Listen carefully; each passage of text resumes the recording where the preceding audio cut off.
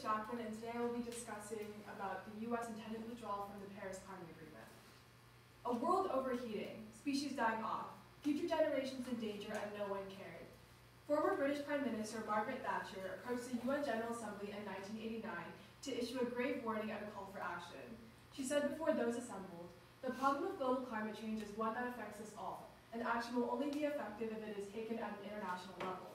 Though delivered 30 years ago, her message still remains as ever present in today's world, while society continues to live in an era of unresolved climate change discussions. Most recently, public discourse surrounding the 2015 Paris Climate Agreement has climbed to the center of the political world's attention. The Paris Accord serves as a universal pact aiming to address climate change by committing nations to reduce global greenhouse gas emissions. Though 197 countries have signed on to the agreement, criticism towards it has been fueled by U.S. President Donald Trump, who began the process of withdrawing from the agreement in June of 2017 due to the undermining economic burdens regarding participation in the agreement. Despite the economic concerns, Trump's decision ignores the potential widespread consequences and demonstrates how opting out will damage not just political unity behind this international agreement, but also wreak environmental devastation.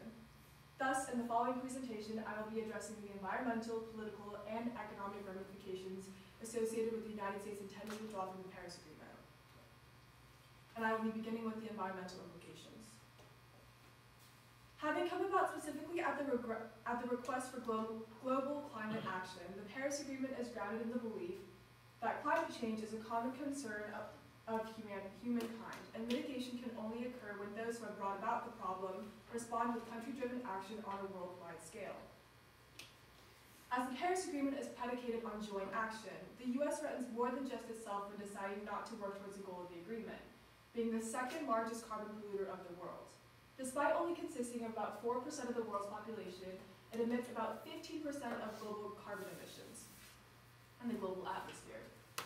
Within the same year the U.S. made its official notice of withdrawal, international carbon emission levels increased by 1.4%, equating to about 32.5 gigatons of carbon emissions in 2017, a statistic that analysts estimate to be about the equivalent of adding 170 million cars onto the road. Environmental conditions will only worsen as global action is inconsistent among those who signed the Paris Agreement, especially amongst larger countries that have big carbon footprints. In addition to the environmental ramifications are political implications associated with the United States' actions. Having followed in the steps of global superpowers, commitment from less developed countries will be affected by the United States' intended withdrawal. Under the Obama administration, the United States pledged to contribute approximately $3 billion in aid to developing countries signed on to the accord. For former India cabinet member Montek Singh Ahluwalia, India makes its participation contingent on receiving billions and billions and billions of dollars in foreign aid from developed countries. However, without financial aid, countries like India will struggle under the economic burdens of the agreement, ultimately discouraging their motivation to participate. Although some politicians might perceive the participation of these emergent nations to be minimal in impact, studies show that by certain criteria, the developing world actually invests more in the expansion of their renewable energy sectors than most developed countries do. A specific 2006 report conducted by the Renewable Energy Policy Network concluded that Bangladesh is the world's largest home for solar home systems. And among the countries growing clean energy sector is the country of Mauritania, which came first in a league based on investment in proportion to GDP, followed by Honduras, Uruguay, Mexico, and Jamaica, Morocco, and Jamaica. Ultimately, the continued growth of the clean energy industry among developing countries will be both economically beneficial and effective in placing these emerging nations on an early environment-conscious path. With the U.S. leaving the Paris Agreement, however, its financial pledge will not come into fruition, and developing countries may likely reevaluate their own financial and diplomatic commitments. Disregarding the political and environmental considerations, the position of the Trump administration on the Paris Agreement is one that prioritizes the benefits of the domestic economy. His decision rests on the idea that the U.S. economy would suffer from the Paris Agreement, and to further support his actions, he cited a 149-page study conducted by the American Council for Capital Foundation, which hypothesized that U.S. participation in the Paris Agreement would cost the economy 2.7 million jobs by the year 2025. However, the media was particularly quick to discredit this report, observing that the study was a biased product of a Washington think tank funded by ExxonMobil and the Petroleum Institute. While the Trump administration argues domestic jobs will be created by removing the constraints of the Paris Agreement, the government fails to consider how pulling out will harm the country's renewable energy market, an industry that is growing at an unprecedented rate. A recent report conducted by the U.S. Department of Energy shows that nearly 3.2 million Americans work in wind, solar, energy efficiency, and other clean energy jobs in 2017, outnumbering fossil fuel jobs by a ratio of 3 to 1.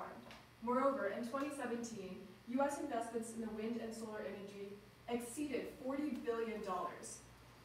For Microsoft CEO Brad Smith, U.S. participation in the agreement strengthens competitiveness for American businesses, and it creates new markets for innovative clean technologies. As the clean energy sector remains profitable, the U.S. economy will only serve to benefit over time.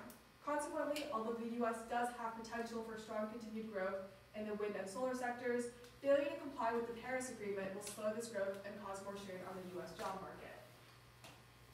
All in all, President Trump's decision to withdraw the U.S. from the Paris Agreement illustrates the dangers of a major world leader opting out on climate change. His actions, carrying negative consequences diplomatically and environmentally, has received forceful opposition from many states and U.S. politicians. For some states, U.S. politicians have responded by pressing forward with innovative policies countering climate change and an attempt to compensate for the country's departure from the agreement. In Washington, a bill has been introduced mandating an ambitious goal that all of the state's electricity be generated carbon-free by 2045, and in cooperating counts is New York, a state that has incentivized its citizens to trade in their gas-fueled cars for electric vehicles by giving them discounts on highway tolls. While oppositional forces have risen from some states, climate action in the U.S. will still remain piecemeal and inconsistent without the unified efforts of the entire country. Change at the national level can only occur with intense efforts at the state and local levels. Thus, the Trump administration's decision to leave the accord does not loosen expectations regarding climate action, but instead intensifies individual pressures for policy change concerning environmental sustainability among all states and regional communities. Politicians that have refused to accept President Trump's decision set a strong precedent for future generations to come. They stand together, unified behind the cause of climate action. It is a continuation and preservation of this mentality that might make 2019 the year in which the world witnesses policy changes towards a more environment-conscious community. And if there exists any indication of this possibility, it resides in the response to the international community and its global citizens. Thank you.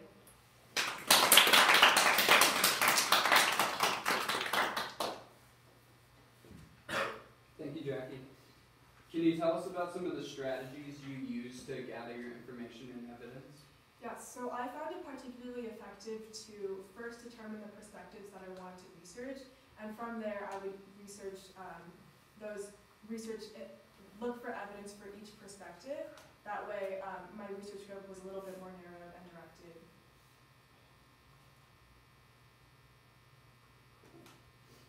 And can you explain the level of certainty you have about your conclusion and solution to the issue?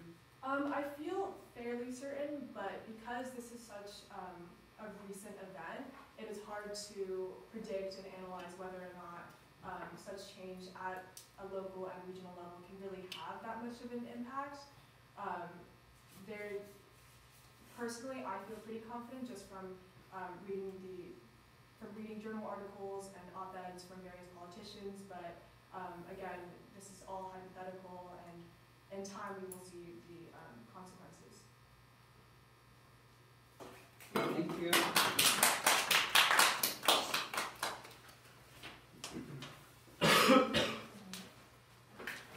Way to get us started, Jackie.